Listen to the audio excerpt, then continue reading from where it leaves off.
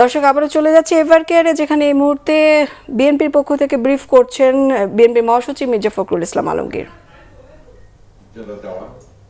এই বিষয়গুলি নিয়ে সকাল 10টার সময় একটা সভা করবেন, এরপরে আমরা পুরো জিনিসটাকে কোঅর্ডিনেট করে আবার সেটা আপনাদের সামনে জানাবো। আমি এখন অনুরোধ করব আমাদের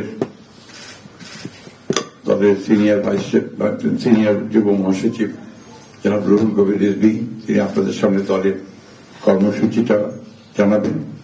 এটা হচ্ছে আপাতত এখনই নেওয়া কর্মসূচি। এরপরে আমাদের একটা স্ট্যান্ডিং কমিটি মিটিং হবে 12:30টার দিকে। সেই মিটিংয়ে আমরা আরো বিস্তারিত কর্মসূচি গ্রহণ করব, আর সরকার যে সমস্ত কর্মসূচিগুলো তার সঙ্গে কোঅর্ডিনেট আমরা করব, এবং সেই বিষয়গুলো আমরা আপনাদেরকে পরে জানাবো। ধন্যবাদ। আসসালামু আলাইকুম।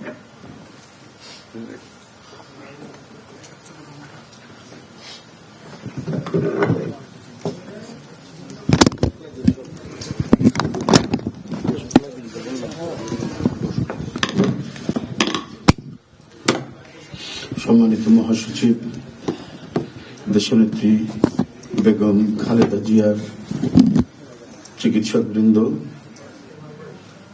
জাতীয় স্থায়ী কমিটির সদস্যবৃন্দ, বিএনপির অন্যান্য নেতৃবৃন্দ, মহাসচিব মহোদয় বলেছেন, আমি আর কিছু বলতে চাই না, শুধু এইটুকু বলবো যে সংকটে শোকে মাথার উপর যেমন মায়ের একটা ছায়া থাকে, আজকে জাতি যেন সে ছায়া থেকে বঞ্চিত হলো।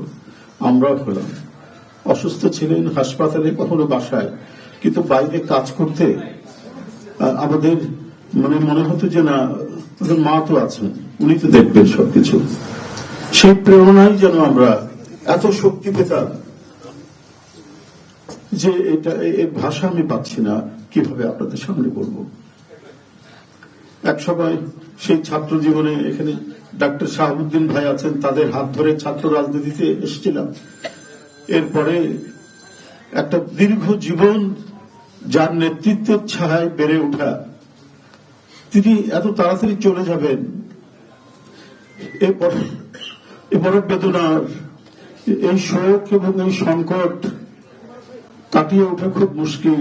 এই ক্ষতি কাটিয়ে ওঠা জাতির জন্য খুব মুশকিল। এত নিপীড়ন সহ্য করে, এত চোখের সামনে সন্তানের লাশ দেখে শুধুমাত্র দেশ এবং মানুষ এবং গণতন্ত্রের জন্য কি অটুট বড়বল দিয়ে তিনি টিকে থেকেছেন দলীয় কার্যালয়ের মধ্যে বিভিন্নভাবে। তারপরেও কখনো তার চোখে মুখে কোথাও তিনি দুর্বলতা বা আহ করেছেন, করেছেন, এটা আমরা পাইনি। আজ তিনি পৃথিবী থেকে চলে গেলেন।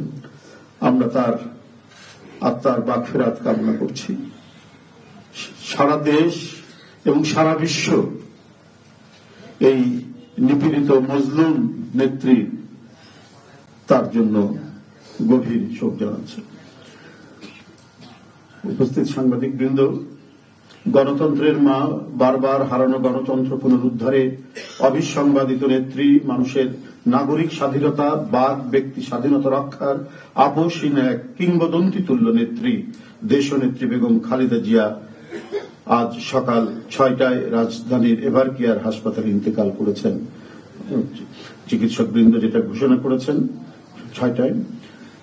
ইন্না লিল্লাহি ওয়া ইন্না ইলাইহি রাজিউন। বাংলাদেশ জাতীয়তাবাদী দল বিএনপি এই হৃদয় বিদারক এবং মর্মস্পর্শী মৃত্যুতে গভীর শোক ও দুঃখ প্রকাশ করছে। দেশের জনগণের, দলের সর্বস্তরের নেতাকর্মী, বিভিন্ন রাজনৈতিক দল, পেশাজীবী সংগঠন সকলকে দেশনেত্রীর জন্য আল্লাহ রাব্বুল আলামিনের কাছে তার রুহের মাগফিরাত কামনার জন্য অনুরোধ করছি। আজকে এই তাৎক্ষণিক যে সাংবাদিক সম্মেলন থেকে এখানে তাৎক্ষণিকভাবে যে কর্মসূচিটি প্রণয়ন করা হয়েছে তা আমি আপনাদের সামনে এখন উপস্থাপন করছি। কর্মসূচি: দেশনেত্রী বেগম খালেদা জিয়া আমাদের মাঝে নাই, পৃথিবী থেকে তিনি চলে গেছেন। তার মৃত্যুতে 7 দিন ব্যাপী বাংলাদেশ জাতীয়তাবাদী দল বিএনপি শোক পালন করবে। 7 দিন ব্যাপী বাংলাদেশ জাতীয়তাবাদী দল শোক পালন করবে। কেন্দ্রীয় কার্যালয় সহ দেশের সকল কার্যালয়ে সকল দলীয় কার্যালয়ে 7 দিন ব্যাপী কালো পতাকা উত্তোলন করা হবে। 7 দিন ব্যাপী কালো পতাকা উত্তোলন করা হবে। দলের সকল স্তরের নেতাকর্মীরা এই 7 দিন ব্যাপী কালো ব্যাজ ধারণ করবেন। 7 দিন ব্যাপী কালো ব্যাজ ধারণ করবেন। প্রতিটি দলীয় কার্যালয় দেশনেত্রীর জন্য 7 দিন ব্যাপী কোরআন খতম ও দোয়া অনুষ্ঠিত হবে।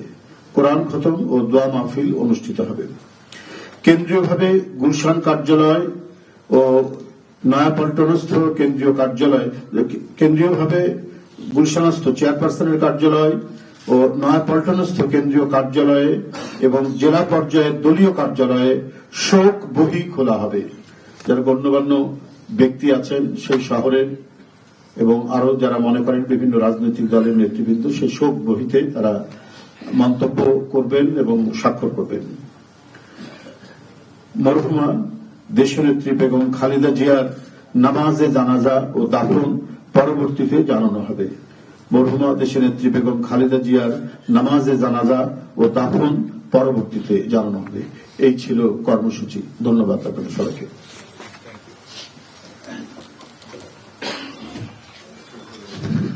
সম্মানিত সাংবাদিকগণ, আপনাদের সবাইকে ধন্যবাদ জানিয়ে আমরা আমাদের এই ব্রিফিং এখানেই শেষ করছি। আপনাদের সহযোগিতার জন্য অনেক অনেক ধন্যবাদ, কৃতজ্ঞতা।